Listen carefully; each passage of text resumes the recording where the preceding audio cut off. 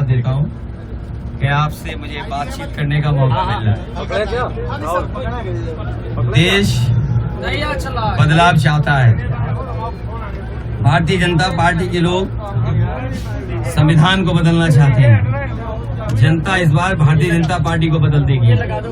जो लोग double engine की सरकार की बात करते थे, जो लोग डबल इंजन की सरकार के नाम पर वोट मांगते थे, उनकी होर्डिंगों पर केवल एक है, बाकी दूसरा इंजन गायब है।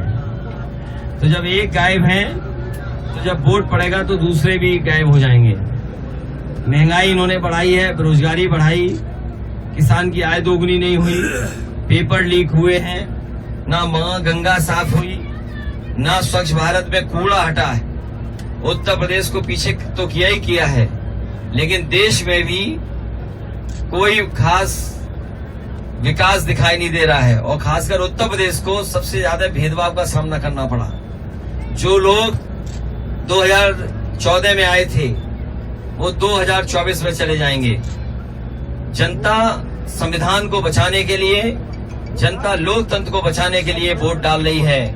एक तरफ तो वो लोग हैं जो संविधान को खत्म करना चाहते हैं, दूसरी तरफ इंडिया गठबंधन के लोग हैं जो संविधान को बचाना चाहते हैं। एनडीए को पीडीए हटाता बदलाव चाहती है। जनता को धोखा मिला। जैसे उन्होंने जुमला दिया था वैसे ही इन्होंने गारंटी की घंटी दी है। जो लोग 400 पार की बात कर रहे थे, जनता ने भी मन बना लिया है कि संविधान को खत्म करने वालों के साथ आर और पार होगा। आप बहुत सा काम कन्नौज में कराया, कन्नौज पार्क बनाया था, 5 सालों को चालू नहीं किया इसका, क्या मंशा रही? न केवल जनता के लिए किए हुए काम रोक दिए, लेकिन बड़े बड़े काम भी रोक दिए। इसी क्षेत्र में हवाई पट्टी बनी थी, हवाई पट्टी पर कभी हवाई जहाज नहीं उतर पाया। ये सड़कें जितनी बनी हुई दिखाई दे रही हैं आपको, हॉट मिक्स की और चौड़ी चौड़ी सड़कें, ये समाजवादियों की देन है। सड़कों पे चलती हुई एम्बुलेंस समाजवादियों की देन है।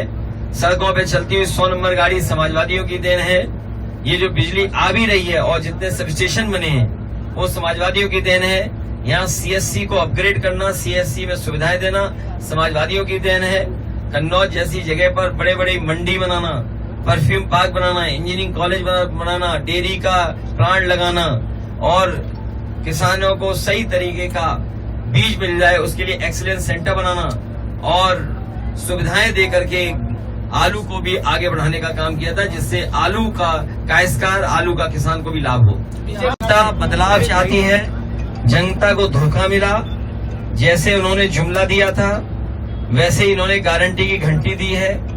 जो लोग 400 पार की बात कर रहे थे, जनता ने भी मन बना लिया है कि संविधान को खत्म करने वालों के साथ आर और पार होगा। आप बहुत सा काम कन्नौज में कराया, कन्नौज पार्क बनाया था, 5 सालों को चालू नहीं किया इसका, क्या मंशा रही?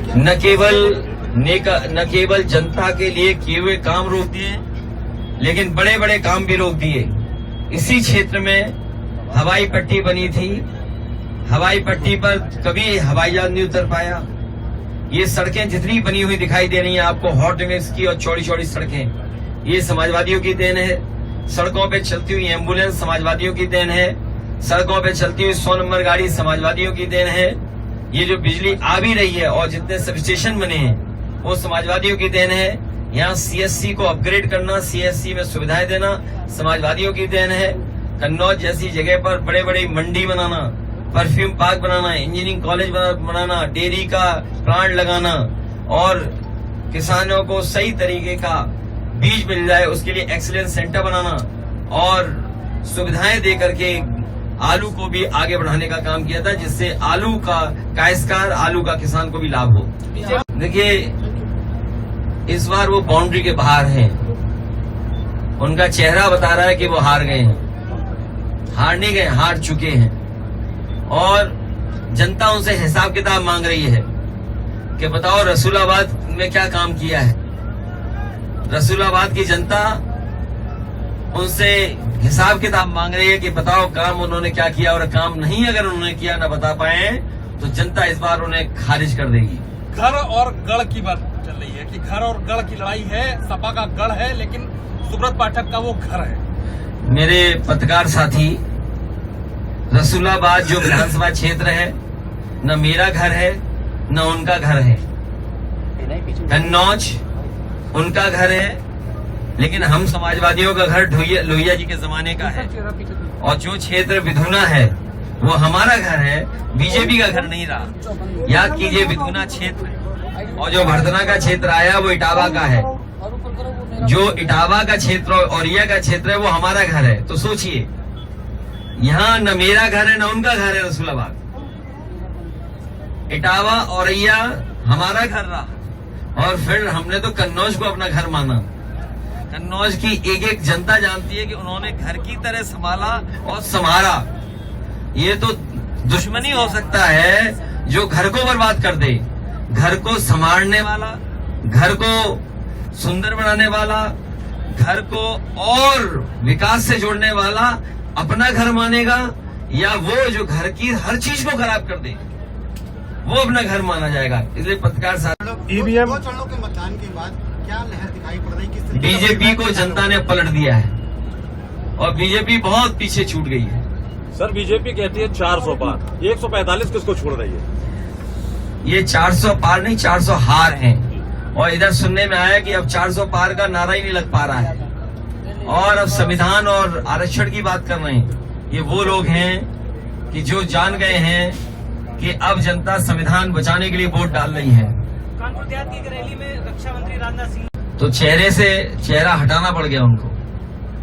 और आपके बगल में उन्हीं के समाज का एक व्यक्ति को पुलिस ने पीट पीट के मार दिया था। हम सब लोग उसके दुख में पहुंचे थे, परिवार की मदद के लिए पहुंचे थे। क्या बीजेपी ने जो वादे किए थे उस परिवार से कि सरकारी नौकरी देंगे, करोड़ों रुपए देंगे, क्या दिए? तो सोचो, अस्तित्व किसका खतरे में है? उनका जो माला पहन रहे हैं या उनका?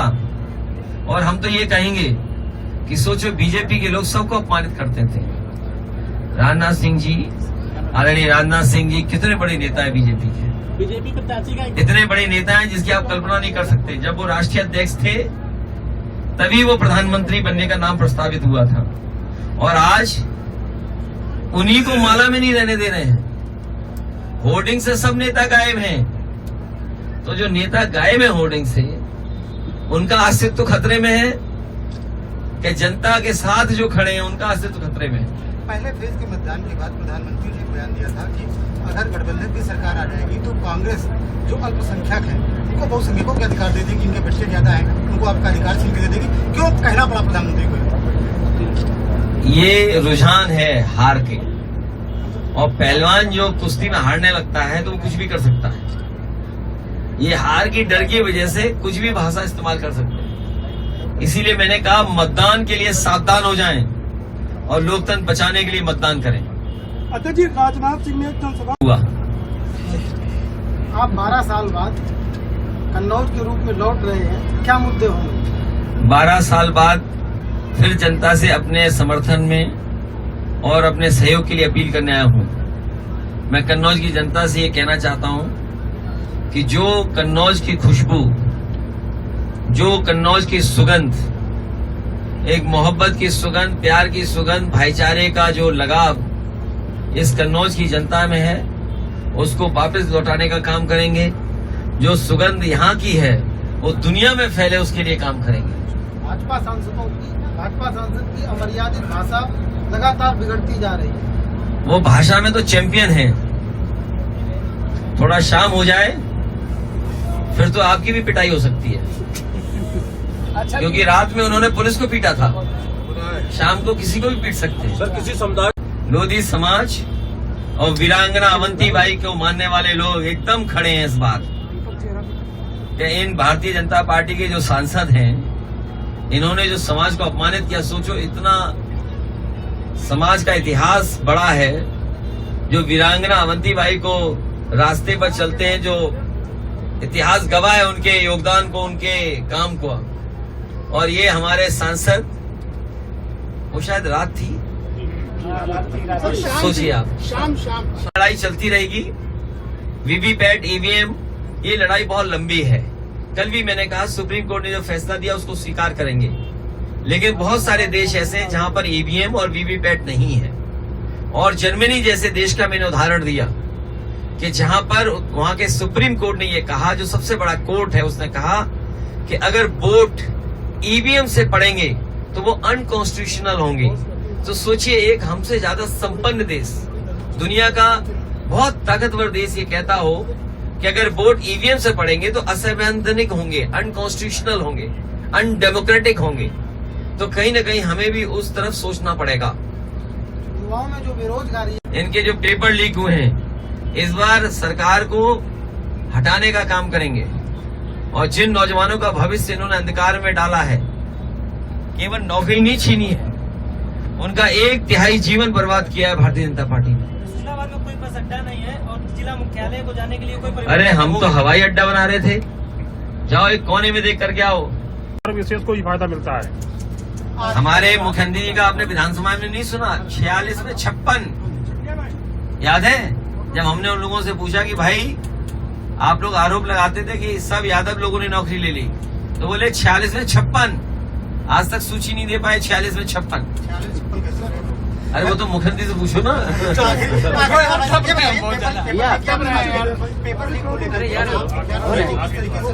पेपर लीक का आप याद कीजिए, जब समाजवादी सरकार में भर्ती है, दिखा दो पुलिस में भर्ती, तो ये तरह के कई ऐसे हैं सुझाव जो हम देना नहीं चाहते सरकार को, नहीं तो अमल कर लेंगे। हम तो नौजवानों से कहेंगे इस सरकार को वोट डाल के हटाओ। कन्नौज की महक बदल जाएगी। कन्नौज की महक बदल जाएगी। महक नहीं, सुगंध बहुत अच्छी आने जा रही है। जनता को पसंद है यहाँ की सुगंध अच्छी हो जाए, यहाँ का कारोबार अच्छा हो जाए। जिस सुगंध के लिए दुनिया में जाने जाती है कन्नौज, वो कारोबार दोबारा शुरू हो, उस दिशा में जनता वोट डालने जा रही है। नमस्कार, मैं हूं मानक गुप्ता। अगर आपको हमारा ये वीडियो पसंद आया हो तो इसे लाइक और शेयर जरूर करें, और हाँ, हमें सब्सक्राइब और फॉलो करना ना भूलें ताकि आप देश और दुनिया की कोई खबर मिस ना करें। तो जुड़े रहिए हमारे साथ और देखते रहिए News 24।